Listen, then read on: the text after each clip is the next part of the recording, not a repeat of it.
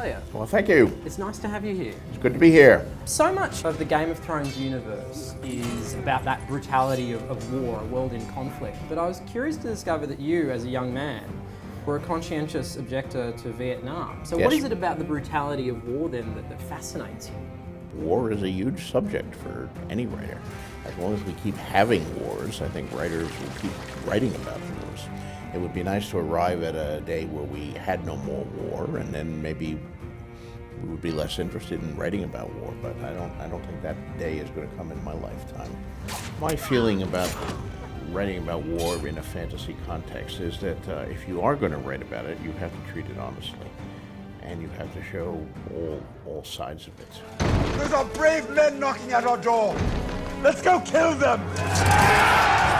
So how does it change your writing, knowing that there is this TV show catching up with you? I am conscious of that. I've said sometimes I feel like a guy who's laying tracks for the railroad. And I'm laying the track as fast as I can, but I can see the locomotive coming up behind me. And I can see the smoke, and I can hear the whistle echoing through the hills as it's coming toward me, so I better keep laying that track.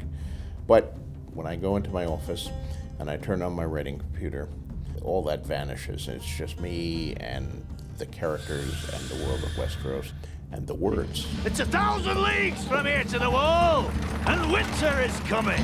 Is it true that you have like a super fan who knows your universe so well that occasionally you can rely upon to give you information about your own world?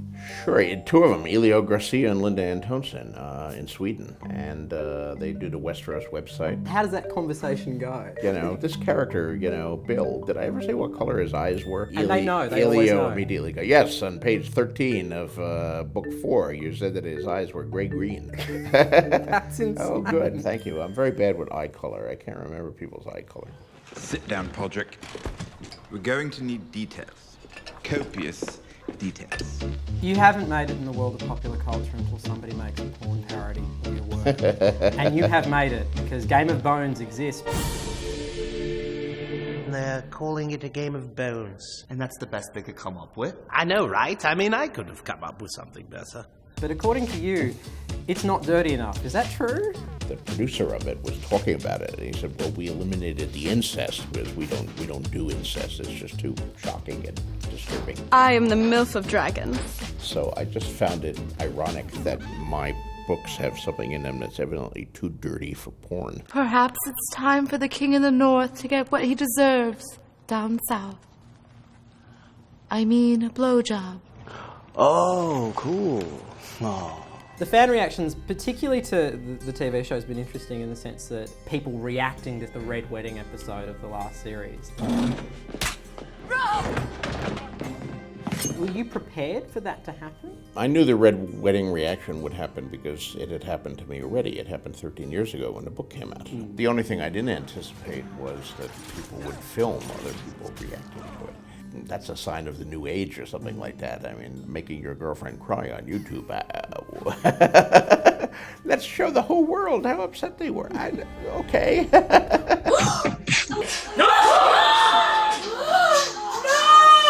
What's the weirdest fan reaction you've ever got? Most people, of course, bring their books to be signed, but I also have people have me sign various parts of their body.